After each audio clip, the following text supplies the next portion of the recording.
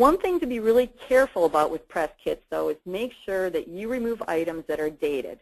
I visited this press room just a couple weeks ago. They still have their fall media kit up.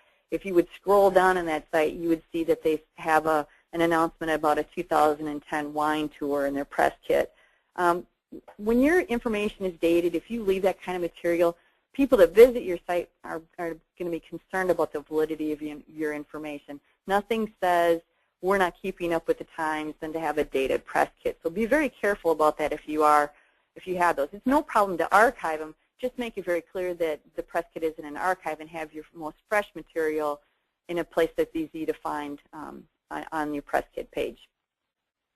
Fact sheets are another common element of a media kit or an online press room, and they're very handy. It's a one-page synopsis that contains a brief description of the company's business and area of expertise. They'll give the mission statement, some company history, including when the company was established, bio information on company leaders, and contact information. That's just a really great resource if you're trying to look for some basic information to flesh out whatever story you might be writing. Another neat thing to keep on your website is an event calendar. I think it's a really very smart touch because it reminds the outdoor media of the great stories you're going to have available in the future, and it gives everybody a good reason for coming back for more. Now, I wanted to leave plenty of time for taking questions because I know there's a diversity of people out there on the webinar that are going to have different questions. But before I leave, I wanted to let you know what the top 12 online newsroom wishes were for those POMA outdoor communicators that took the survey. And this dirty dozen, as I call it, is an order of importance to them. Wanted you to see it just the way it was. The number one important thing, as I said before, contact information for PR specialists. If you're going to have nothing else in your press room, make sure that you have the address, email address and phone number of your PR specialist. Number two, product lists, descriptions, specs, and catalogs. Again, even if the information is located in another part of your site, make it available in the press room too. Even if it's a link, make it easy to find and links to other parts of your site where they'll quickly and easily find information about your products. Again, well-written news releases that indicate the news release date, that's number three. Contact information for company executives and spokesmen and women, pro staffers and that kind of thing. Company executives are often a little touchy about having contact information on a website, and that's just something you would have to work out with your team. Okay, number five, downloadable high-resolution photos. Number six, detailed fact sheets. Number seven, downloadable low-res photos. Now, I know you can take a high-res photo and work it out in Picasso and export it as a low-res. It's just so much easier, though, if it's provided in the press room that way already. You just take one step out of a journalist's busy day, and which is handy when they're on deadline.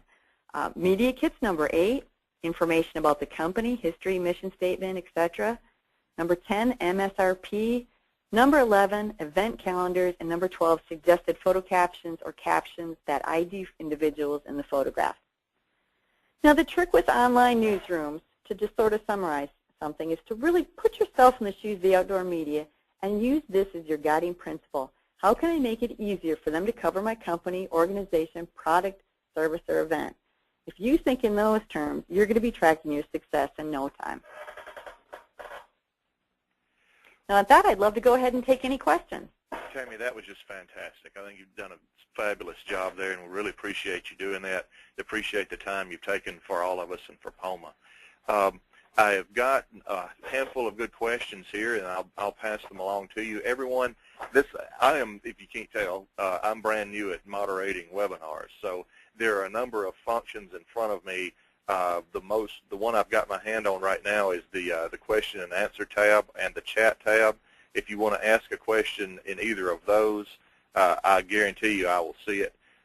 There's also a function buried in here that would allow you to raise your hand electronically and then allow me to individually unmute you so that you could ask the question by voice. And I'll be glad to attempt that if you want to.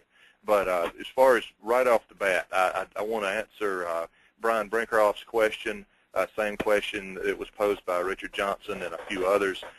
This is going to be available on the POMA website sooner than later. We're still working on how that's going to come up, but it's something that we want to put online for our members. and then possibly even set up some sort of iTunes model so that it could be sold to non-members or as in another way to generate revenue as well as spread our message. But this will be online later and sooner than later. I have a question here from Ryan Mathis asking how important is it to have an RSS feed option on your press room? Have you done any RSS stuff, Tammy? I have done a little bit of it, and I really like RSS feeds. The only problem with them is I like them when they go straight to your email rather than go to some place. I have several RSS feeds, and I forget to go look at them because they're buried on some other page.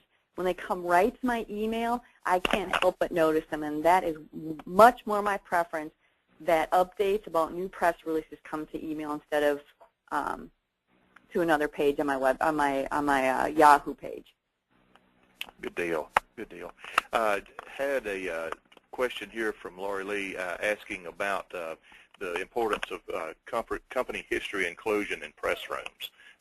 Is that something that I mean, obviously everybody needs it for background, but is that something you see companies overlook sometimes? I do. There's the companies that do have websites. If you're just trying, you're writing a story about a company and you want to, they make this and this product, it is very, very nice to be able to refer to some information that says that this company's been producing this product for X number of years, they're experts at it, da-da-da-da-da. That kind of background really helps establish the company's credibility, and it also gives you more information to flesh out the story so that the reader really understands why this company is so excellent at making this contribution to hunting services or fishing and those kind of products. So absolutely, I'm a firm believer that company information that includes who are those top executives, when was the company established, mission statement, very, very important. How did the company come into being? What was the seed that started it all? I know Mossy Oak has a really neat story about how that company started. Tell us that so that we can help tell that story for the company. Good deal. Good deal. Would you go over again the best way to format media kits? This is a question from Julie.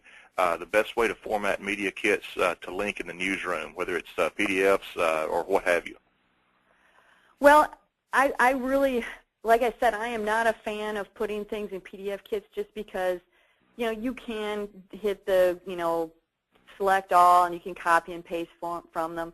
But when you have pictures embedded in them with photo captions, a lot of times all that stuff kind of gets garbled up and you have to go and you have to search out the photo caption and pluck it out. And usually you have to run it through like a notepad program to take out all the formatting. So that's another step when you use PDFs, is trying to remove that formatting in a notepad program. That's why I much prefer Word documents. In a press kit, what I really like to see, and maybe not everybody does, but I really like it very simple.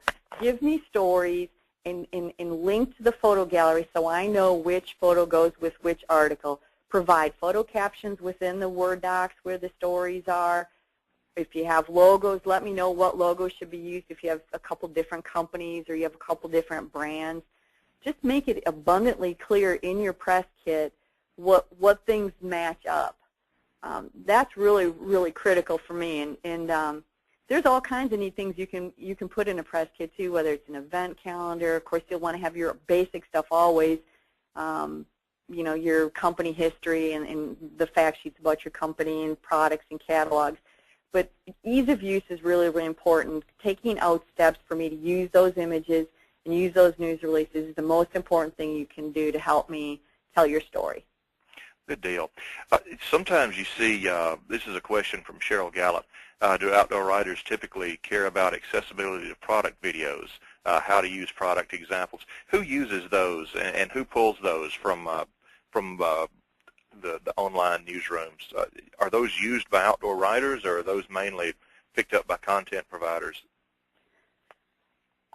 It's a whole new world, and having video only enhances understanding. I'm a huge fan of video, and me being able to pull your video into my YouTube channel or to embed, if I have a website, to embed that video into an article only enhances not only my understanding of how your product works, it ultimately enhances the understanding of my reader. Obviously, not everybody's going to be able to use it, but there's a good many people out there now, whether it's a blogger or a website editor or whomever that can use it, even a TV person, or if it's audio material, a radio person can use it. So I'd say absolutely put that information in your website and make it downloadable. There are all kinds of ways that you can make. I like WMV format. Kevin, you I know have big opinions on that being a video guy, but WMV format is really nice because I can also put it in a PowerPoint easily. So there's all kinds of neat things to do with video, so yes, please include it if you can. Hey, do you have any, Beth Ann Amico asks, if there are any examples of online newsrooms.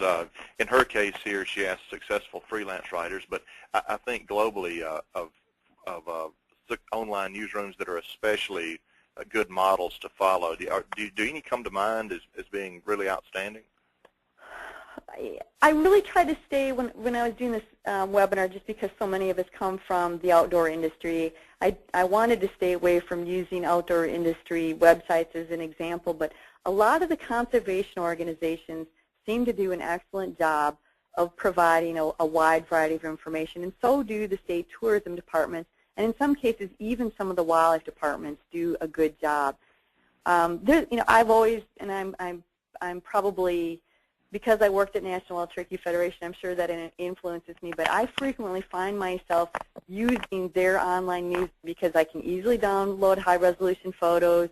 The press releases are well-written and easy to find. They let you download their logos. There's contact information right at the top of the page. It's not the fanciest thing in the world, but by golly, it's very useful. But there's tons of other sites that do a great job of that. Ducks Unlimited has a nice site where you can see videos and that kind of thing. So lots of good sites out there. Conservation organizations, I think, just particularly do a nice job of it.